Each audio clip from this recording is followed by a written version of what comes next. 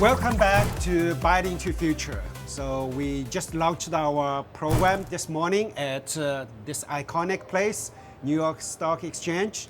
I'm so excited to welcome my third interviewee this morning. We talked to two amazing entrepreneurs, and this entrepreneur, Ankur, you also have an amazing experience, and I wanted to have a chat because it's not just that you are an amazing entrepreneur, but you were a hedge fund manager, right? So tell our audience, a little bit about yourself, the journey you went through, before we talk about what you are doing currently. Yes, of course, happy to. I was a bond trader at Bridgewater for 2 years right out of college, graduated Princeton in 2009, so right at the tail end of the financial crisis. Spent 2 years at Bridgewater, had phenomenal 2 years there. And then I wanted So you got to learn the principle. Yes, principles, yeah, and it was printed out as a book, handed out to everyone. Literally back then, but only for internal teams. Yeah, because the book was published a few years later. Yeah, right? much later, that's right. And so it was a really good training ground for learning how hedge funds run, how to trade the markets. But I wanted a bigger challenge, and that's the reason why I left to do my own hedge fund in 2012. So you started your hedge fund for how long?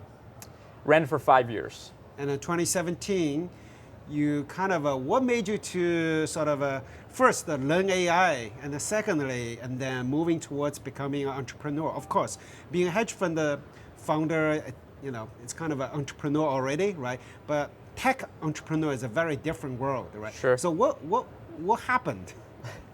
So the premise at my hedge fund, it was called R squared macro. The premise was to use data science to do what hedge fund analysts do, but to do it at scale. So instead of requiring 100 analysts to go and pour through bank statements and like central bank statements and not, like basically data streams from different providers, we're going to use data science to do that programmatically. So 2012 through 2017, you were doing hedge fund. You already observed that it's a lot of the painfulness. There are a lot of painfulness in doing this study, and you want a technology to do that automatically for you. Correct. The idea was we were going to use software to do what people were doing in order to make the hedge fund process, the investment process, more efficient. And I think what we discovered is that blueprint that we were basically discovering for ourselves in 2012 onwards, most hedge funds have adopted that playbook. So now if you look at a modern day hedge fund, there's a lot of data science. In fact, there's a very large engineering team and a data engineering team that goes through the data analysis that we were doing in order to trade the markets more efficiently. Okay, so you did a few things, but just to fast forward a little bit, and then we'll go back to some past experience as well. Tell us about your company. You are the founder, CEO of, and then what does the company do? Sure. Yeah, founder and CEO of a company called Multimodal. We're a next-gen automation company, and we automate middle and back office workflows for banking and insurance clients today. And typical, the profile of the company, would it be the big financial companies or the hedge fund, or like what are the? Yeah, mid-market banks are a big one, so regional banks, credit unions, community banks. But we also work with enterprise FIs, so very large banks, household names that you would be familiar with. And we help them with account opening workflows and then loan origination workflows. So you could imagine mortgage origination and SMB lending. So Multimodal, the company, is about giving them the AI model or giving them an entire workflow? It's the entire software that allows essentially their people to do 4 to 5x as much volume with the same amount of effort. That's the big windfall that AI delivers. AI, when applied to these workflows, is able to make them more efficient. Give a concrete example. Yep. So a typical mortgage origination workflow requires the applicant to submit the web application and then documents to inform their identity and income. Now that process usually requires loan officers to go through and read the documents. That same process can be run through our software, which saves the loan officers a significant amount of time. The loan officer is still needed, but just a lot less time. A lot less time. They could do 4 or 5x as much volume. Because otherwise they have to manually look at your stuff, check the income. That's right. But now a lot of the manual stuff is being automated. Exactly. That's exactly right. Okay, so that was, when did you start this company? It's actually only been a little bit over a year old now. Okay, Yeah. So between 2017 and then now, what did you do? So I built software businesses at mostly early stage startups. So the first one that I did was, it was an Israeli startup selling anti-money laundering software to big enterprise banks and insurance companies. So it was a great experience developing enterprise software to catch money launderers. And we flew around the world to go and build and deploy the software for these institutions. So you were not a founder, you were a kind of early employee of that Correct. company. And how many years did you work in the company? I was there for almost 2 years. Okay. And I opened the New York office, so ran the data science function here. Oh, okay. And then? And then I went to run the NLP team for an alt data company called 7 Park Data. And that company, we took email receipts, credit card receipts, point of sale data, foot traffic data, and we created data products to ultimately sell into hedge funds. And we ended up selling that business to Vista Equity Partners in late 2018. Also for 2 years? I was there for a little bit over a year. Okay. Because after Vista acquired it, Okay. yeah, then it was Less interesting. Less interesting. And then I went off to do another startup, a fintech called Glean AI. And what was your role of the company? So I was a co-founder there, and I ran machine learning. CTO?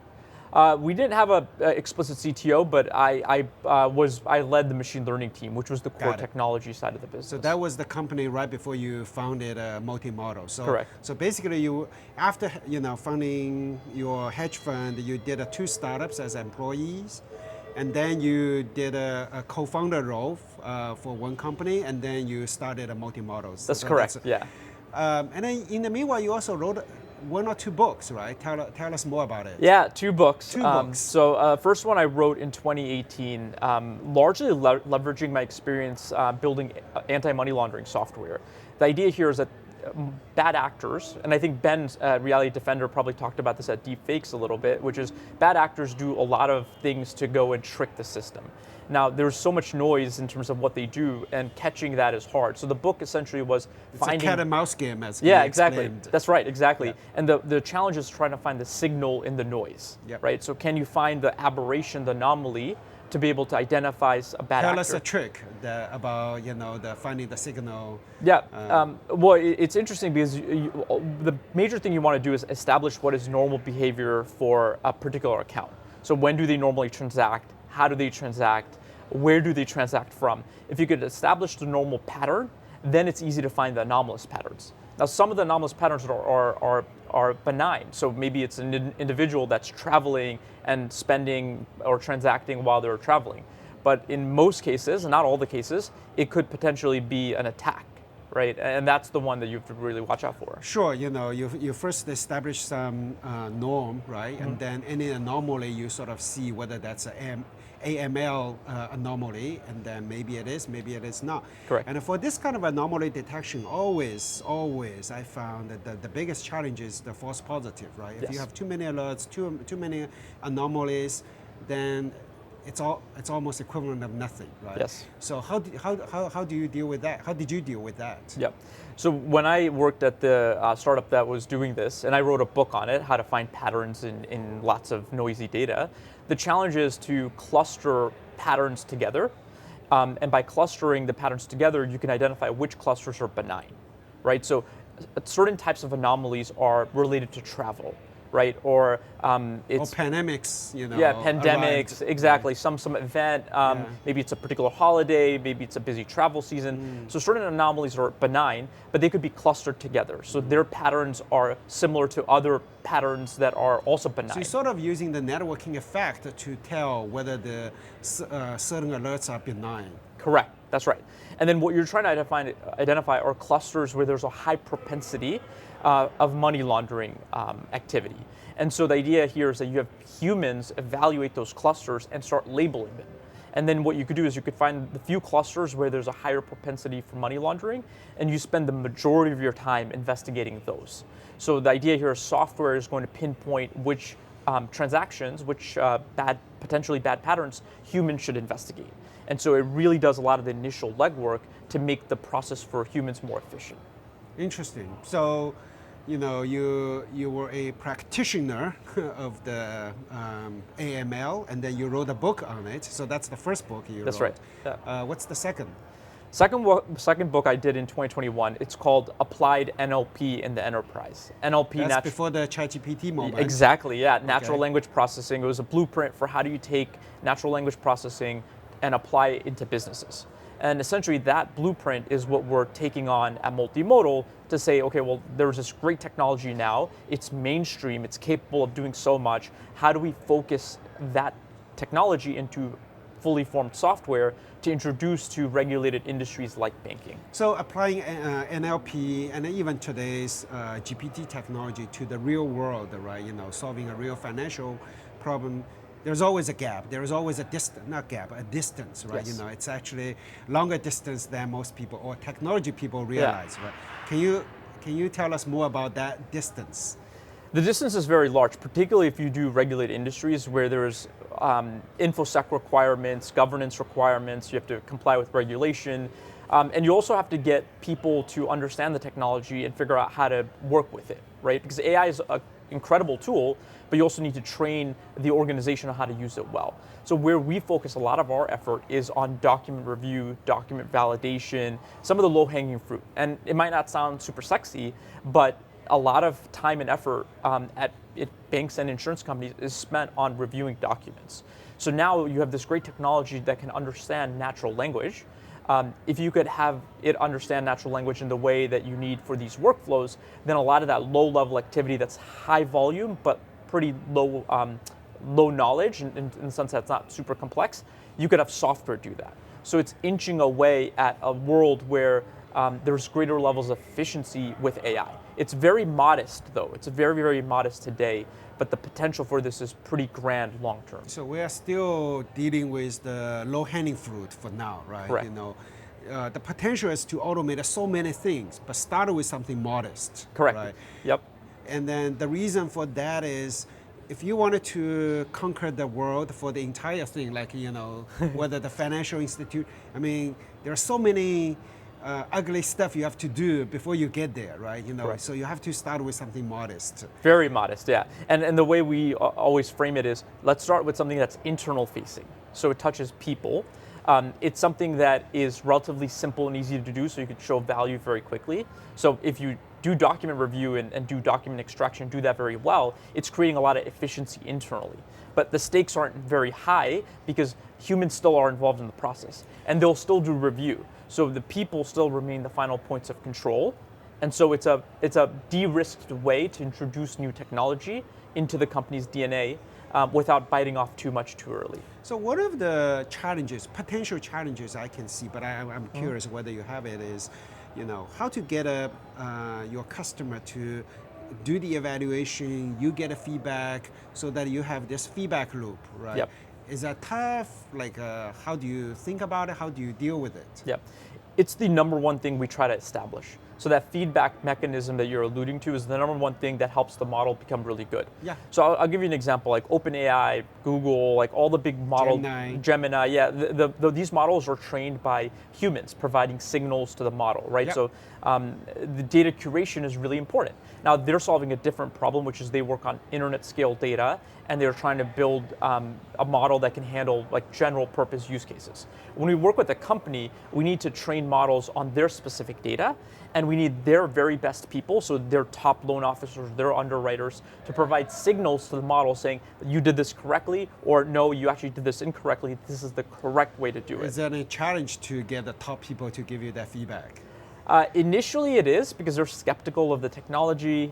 Maybe they're fearful of the technology given just the mainstream kind of conversations that are happening. Yeah. But once you get beyond that, they realize it's a tool that makes them better at their jobs, right? They get to work on more interesting edge cases. They get to do more volume of work. So you are able to get a feedback loop from the top loan officers and then tell you, hey, the model doesn't do this quite right, or the model does this right. You are able to get that. Yes, but it's not so much them informing the model. They do exactly what they're doing today, but what we do is build connectors on the back end that basically informs the model of what the model did incorrectly. So I'll just give you an example. Processing a bank statement. There are lots of banks, they issue bank statements in different forms and varieties. Loan officers go through the bank statements to figure out how much is in the savings account, how much is in the checking account, is it a joint account or an individual account. They're pulling this information out. Now, our models can learn about the generation based on what they do because they're plugging numbers into a web app. So it's not so much them trying to change their process. These loan officers are doing the same thing, but on the back end, we've built this mechanism to take that data that they're generating to train a model to eventually get really good at So this. you are saying that in that particular case, the loan officers still do the original manual work. You have a model doing on the side and you compare the result? Is that what you're saying, or something different? We do compare the results, but the idea here is that some of the work that they're doing is skipped, or it's auto-populated. But how do you know the model is doing the right thing?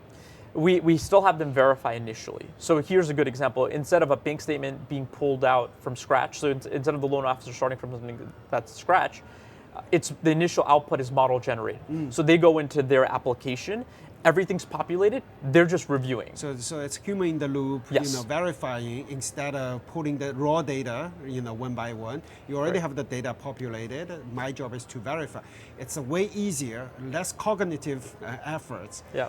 to verify something than to, actually do the everything, right? Exactly, yeah, that's exactly right. It's a human in the loop, they're doing verification, which is the way we basically accomplish our goal, which is making them 4 or 5x faster than ever before. Okay, so let me just try to understand a little bit deeper. So you wrote a book about this.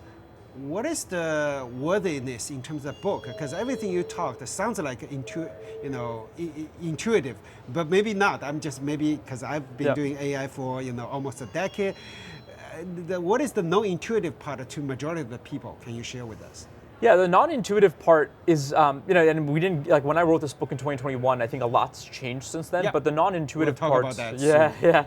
But the non-intuitive parts are, you could get to like a good model in a proof of concept way. That's easy to do. The hard part is how do you integrate it in a way where the model continues to get better over time. So you're generating all of this data, you basically need to fine tune the model so the model's getting better on that particular workflow.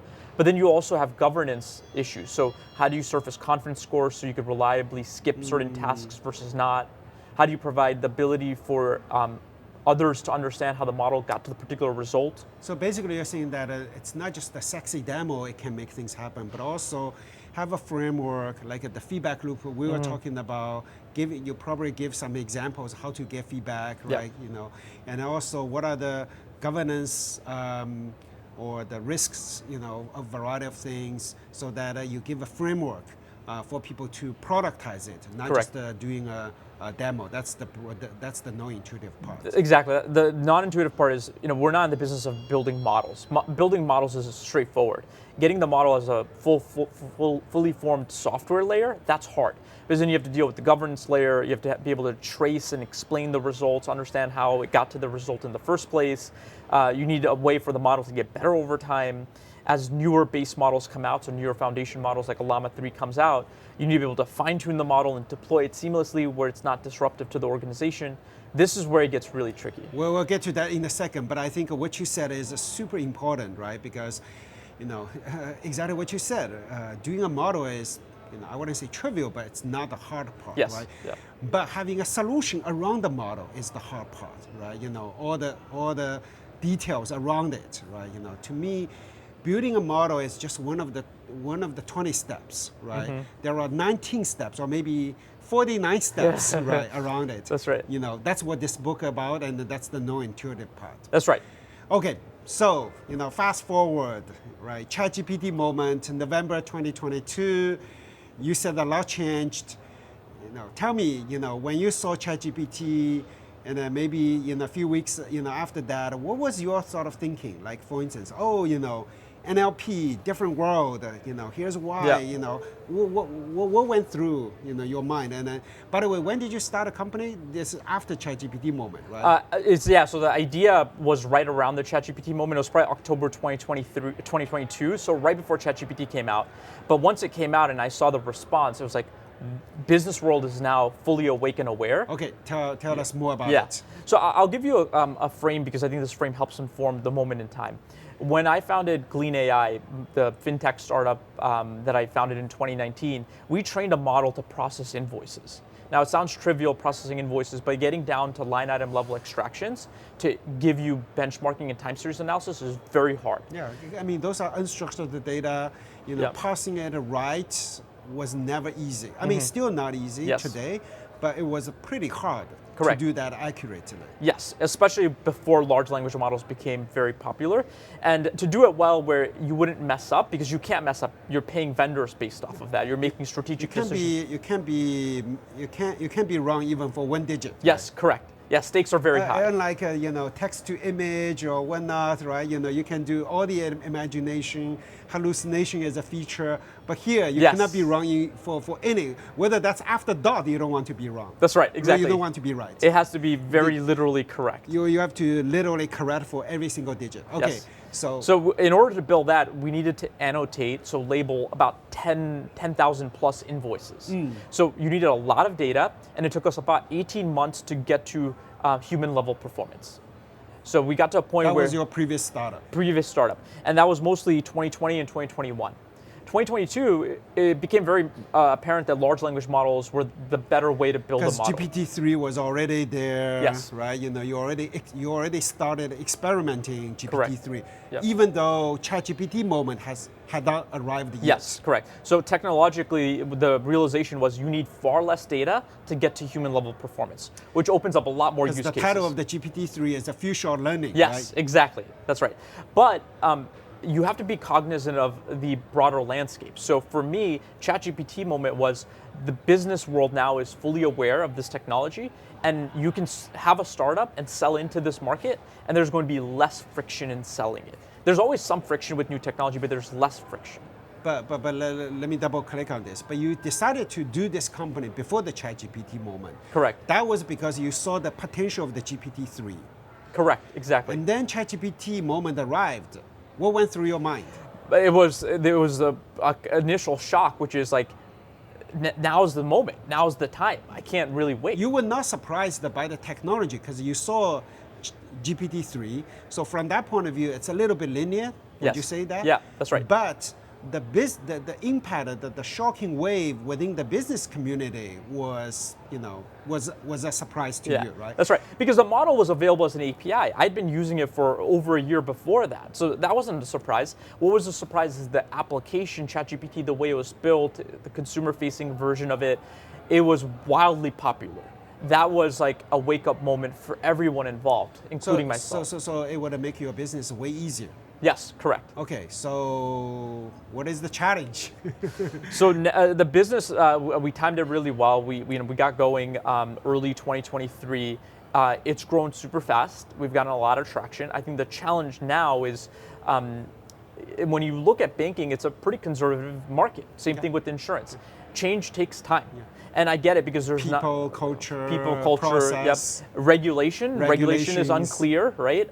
So where we see banks normally start is they'll start with Microsoft products, maybe like a Azure OpenAI API. They might start with Copilot, and they're doing internal experiments, lots of proof of concepts, but not a lot is being shipped into production yet. That's what I heard.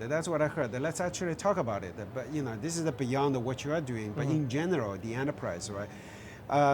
So there was an article. Well, CNBC is right here, right? There's an article. There's something from CNBC in December 2023. The title is about the following: 2023, a year that hefty profits for Nvidia.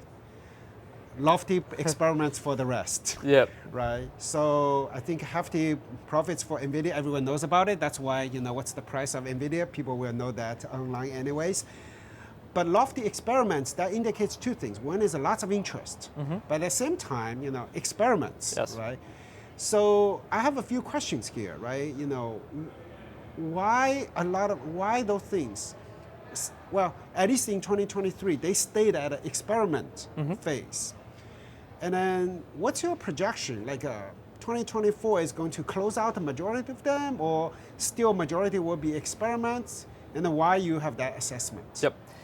So my read today is that 2024 will still be a year of experiments. Okay. So basically CNBC, right? Whoever the host there can, just reuse that tagline. I think for the most part, yes. I think I will say that some companies have definitely shipped into production, and I think the rest of the world is looking at those companies and seeing the value that's being created, and they're astonished. There is a lot of value to shipping in production, but the complexity of taking something in a proof of concept and introducing it into production, there's a big chasm there. Chasm of knowledge, chasm of like, how do you do organizational change? Before like, you that's go hard. on, I'm curious, what you just said, do you think that's a consensus or that's an insight? Like Jim Cramer is right here, right? Do you think people like him actually is fully aware of it, or what do you think? I think more people than not. So the consensus view is that the AI is going to have a huge impact in media, like in real world. Everyone saw the potential. Yeah. But in terms of look, 2024, we are still going to struggle on the experiments, that sort of thing. Correct. Yeah, I mean, I kind of make the analogy to the internet. When the internet first came out, there were a lot of hopes and dreams and possibilities, but to figure out all the ways to do things on the internet that were super valuable, it took a couple of years to build. And it's just a hard changing organizational But do behavior. you see people acknowledging that? That's my question.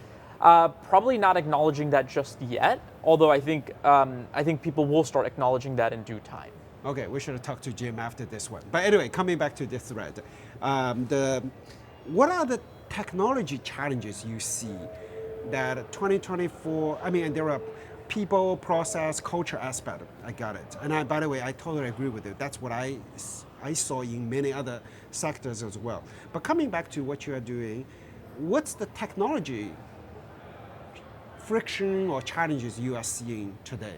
Yep. So I think technologically, there are a couple of things. One, I think there has been so much advancement in open source models. I think Meta releasing Llama and Llama 2 last year was hugely important to companies like ours that wanted to build off of open source. Because that's where we typically start. The next big challenge is to fine tune efficiently these open source models so they become really good at particular tasks. Because when we build models, we're building them specifically on certain workflows for specific logo. Use case, specific data, because they are very sensitive to, even the data level, right? Not just the solution level. Correct. So you are using the open model. By the way, I personally wouldn't call any of them open source model because it's more open model, right? Yes. Opener than OpenAI in some ways. And then you are using Llama 2, Llama 3. And the variants, yeah. And the variants, Mistral maybe. Yes, yeah, right? Mistral, So it sounds like you're trying all of that.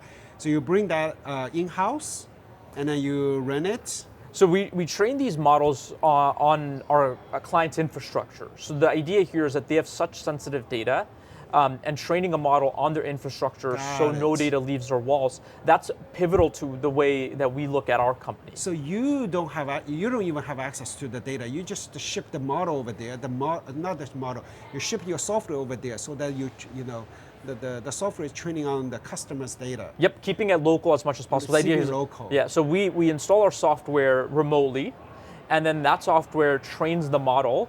And then that model runs on their infrastructure. Interesting. And it's like an Apple first type of mentality. We want to be very, very security and privacy first. Interesting. And then that's across the board for your customers. They wouldn't take a SaaS solution in many ways. Yeah, I mean, initially we did have a SaaS offering. Some companies that we initially started working with, particularly other fintechs, they didn't care so much. They were like, okay, well, SaaS works, let's just do that.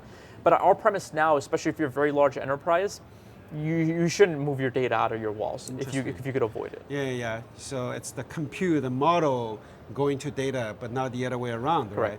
Because that's at least in Silicon Valley, this is a constant debate. If you ask Sam Altman, right, he's basically, well, I don't know today's, but a year ago, his argument is, well, the world that doesn't need more than 2 or 3 or 4 or 5 models, right? You just use whether OpenAI or OpenAI-ish models, and then we give you the way to do prompt engineering, fine tuning, and then that's it. But you are saying that, look, for my use cases, right? This use case, there's no way they would ship the data to whether OpenAI, Anthropic, Gemini models. I have to, they have to have the model. I give them the software. They train, on their premise, right? And Yes, then that's right. That's the name of the game. Yes, that's right. And then the other big technological challenges are the integrations. So our software is what I would call middleware. So it runs behind the scenes. It's the connective tissue that stitches together like the ingestion of documents, let's say as part of an underwriting workflow, and then it points to their loan origination system, right? So the idea here is that it runs behind the scenes, does a lot of the document classification, document extraction, maybe validating the data from the documents. It's doing a lot of the work that companies used to throw bodies at. They used to kind of hire people to do this work. Software can do more of this work. So those same people that have been highly trained, they're working on many more cases, but they're doing more of the review as opposed to all the legwork that's involved. So you were a Bridgewater employee. So you saw how financial institution worked, very well, right? And then now you are bringing a new set of the technology called AI to disrupt a lot of what people are doing. So let's look at it. This is a journey, right? This is the journey. Where are we? Are we sort of just started, or we're halfway, or like what's your assessment? Bring the potential of the AI to save, yeah. I think we're just getting started, and I think So we're the first inning. Maybe second inning. I think the first inning is maybe the last 5 to 10 years where Before ChatGPT is the first inning. Yes, yeah. And then suddenly the ChatGPT moment comes. We're different inning, right? Yes. But still very early. Very early on. And the reason why I say that is the first inning was all about researchers and academia and maybe certain enthusiasts like being aware of the technology and trying to introduce it. And there have been really good machine learning models, but the machine learning models were limited in terms of solving mainstream problems. So you could have a really good predictive model and it does one specific narrow thing really well.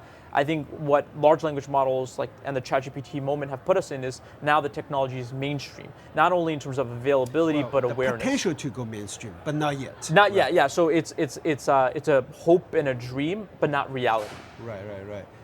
I have my own take on this, but I'm curious.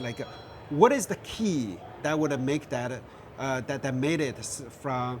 You felt like, well, the previous generation is interesting, but not that interesting for production. Now we finally have a technology that I fully see the potential to go mainstream. What's in ChatGPT or GPT that you felt like this is it? This is the thing. So I think a couple things. One, it's that the first use of a model like this is a wow moment, right? So that's important because if you have a wow moment early on, like first impression with the technology, you're more likely to invest time and dollars in your career. Pretty much all the Fortune 500 CEOs are investing because they presumably typed something into ChatGPT. They were wowed by the thing. Correct. Right? Yeah, because in 2018, 2019, I was involved in this space. These models could generate a sentence or two, and then they would kind of have just garbage, right? And so the technology to do it's this, good but not impressive. Yes, not a wow moment. Okay, so right. That's one. That's Anything one. else from the technology fundamental part? You see the reason. So I think the fundamental part with the technology is that these models are trained on a lot of really well curated data. And I think the other big thing is that there's not one, but there are many players that are really well funded that are investing huge amounts of brain power to this. So basically, in order for you to have real great technological change, you need some of the brightest and people in the world as well as funds behind it. You finally have that moment. It's not just a research lab within Google. It's very well-funded companies across all of enterprise that are investing heavy dollars. Apparently, not just Silicon Valley, but entire world, the Wall Street, right? Yes, yes. Everyone's talking about ChatGPT. Everyone is talking about generative AI. So much energy, so much willingness, right? Like you said, there are a lot of experiments. Experiments are expensive too, right? Those experiments are absolutely needed for the technology to mature. Correct, right? yeah. And I would say the later innings, you're going to see adoption in a production setting, right? And I think that's sort of where I would say we're in inning 3 or 4, where there is some adoption in production. Whereas right now it's, as I call it, POC land, proof of concept land, right? It's experiments, very expensive experiments. Some have gone into production, but the majority 70, 80% are still in proof of concept land. So this is a pretty strong statement, right? For at least the financial institutions, ChatGPT or the generative AI adoption is still at a proof of concept by and large. Yes. When do you think? When are we going to have a conversation? You and I sit here and you say, "Hey, Howie, finally we got over the hump, right? We are in the production, maybe not 100%, but we are there." How many years from now you and I would have this conversation? You would tell me that. Well, I think we could draw some analogies from prior inflection points, like the advent of History mobile. always repeats. Yes, exactly, to some extent. Advent of mobile, how long did it take before apps became prevalent and useful beyond just the initial set of apps that like Apple introduced as part of their app store? Same thing with the internet, like having people on the internet is one thing, but then having useful applications for them to transact and like find value on the internet beyond just a search engine or a chat room, like how long does that take? And I think if you look at some of those analogies, it's usually about 3 to 4 years. Right? And I think right now we're in year 2. 2023 was year 1, post ChatGPT. I think market's aware, there are a lot of new dollars, there's a lot of energy. We're in year 2. It may even get harder in year 2 and year 3 because there may be some disillusionment. But I think by because people's expectation finally realized their expectation was too high, right? Correct. Yeah. Yep, that's exactly right. But by year 4, I think there will be some real value being created. Not everywhere, not like completely mainstream necessarily, but you will see big winners. It's going to reshape the markets. Like the banks that adopt AI really well, make it part of their DNA, even if it's just on operational workflows like the ones we do, it's going to dramatically change their operating margins. They're going to capture more revenue. They're going to have faster turnaround times. The whole DNA of the company shifts. So basically, you are saying this is the at least a 4 or 5 year journey. Yes. To go from POC, proof of concept, to something meaningful, right? Correct. So are you bullish on Nvidia stock? I am. I'm still bullish on Nvidia stock, surprisingly. But you just said that maybe year 2 or year 3, people may get disappointed. Hey, the use cases are not too many are in production. Don't you? Yeah, so I think if we look at it just from the next couple of years, I think there could be disillusionment, there could be a clawback in some of the gains that we've seen with the AI hype. But when you look at the next 5 to 10 years, this AI is like here to stay. And the reason why I'm bullish on Nvidia is they're building GPUs at scale in a way that I haven't seen other players quite really do yet. I think there will be obviously new challengers and new hardware that comes online, but even if they do come online, it's going to take them a while to scale because there's a huge logistics chain. It's not like software, it's hardware, right? Hardware supply chain is really hard to go and recreate. So that is going to be a long-term game. And Nvidia right now has a foothold in the market and it's able to scale and push out GPUs in a way that others cannot. Yeah. So over the next 5 to 10 years, I still remain bullish. Of course, there could be a clawback in the next couple of years if there's disillusionment, but I think it's a temporary setback for a much longer run. So it's a typical expectation cycle that we are very high on the expectation, and then we will feel, hey, this is not so real in production, not so soon, right? But over the time, you feel like you are still super excited about the potential. Absolutely, yeah, very excited. I think people describe AI as perhaps as big as the Industrial Revolution. Now, I don't know if that's true or not, or will be true or not, but the fact that we're having that sort of conversation just shows you the potential impact of AI.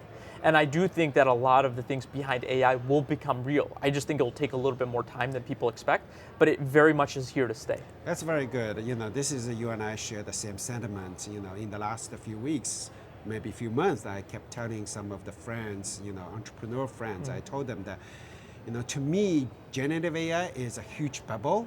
But I told them that this is a gray bubble, great bubble to be in. Yeah. The reason it's a huge bubble is I think in the foreseeable future, I don't, just like what you just said, I don't see too many production use cases generating revenue, generating profits, right? CNBC literally can reuse the headline, in December, right? Yeah. Hefty profits for Nvidia, lofty experiments for the rest, However, so from that point of view, it is a bubble in many ways, right? But however, it's a virtuous cycle we need, right? Because we need a lot of the energy, a lot of investment. We need a lot of smart people investing their time, money, energy, right, sweat and blood in it. so that the technology will go through this, step function increase.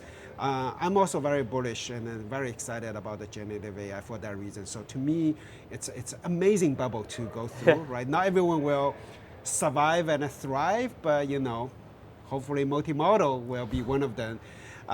Last question I have for you. What's your North Star for the company?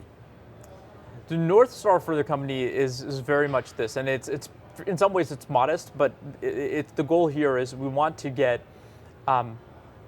20 plus logos in the near future in production, finding the exact value that we're hoping to create, which is, can we make the people in these roles 5 times faster than they are at whatever workflow we touch, whether it's mortgage origination or SMB lending or account opening.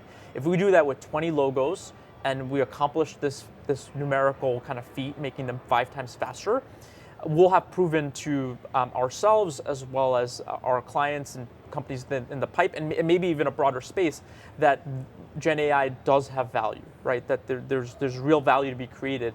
And if we do that, then I think it's an open game for us to capture market share. And how far away to get to that milestone? We're about a quarter of the way in. A quarter of the way. Yeah, wow. Quarter of the way in. So when did you start the company? About a year and a half ago, yes, right? Yeah, but very fast. Yeah, very fast growth. So that's been. How many people you have right now? 30 people now. Okay. Yeah. And you raised the Series A, or? We haven't yet. That's actually on. Oh, you raised the Series Seed. We've been bootstrapping the whole time, so it's interesting. That's a good model. Yeah, that's a good model. Yeah, I mean, I think we will raise. I think we wanted to be capital efficient, and we wanted to go prove for ourselves that people were willing to pay for the value that we were creating. So we want to create as much value and get as much traction as possible. But I think the next juncture may be But you're already generating some revenue from the proof of concept. Yeah. No, we have clients in production. Yeah. I think you are being very modest. There are plenty of companies raised a huge amount of money without revenue yet, right? You already have real revenue, right? Real customer, real logos using it. And the definition of proof of concept varies depending on who you talk to. I think you are being modest here. I genuinely hope that you go far. And this is a wonderful conversation.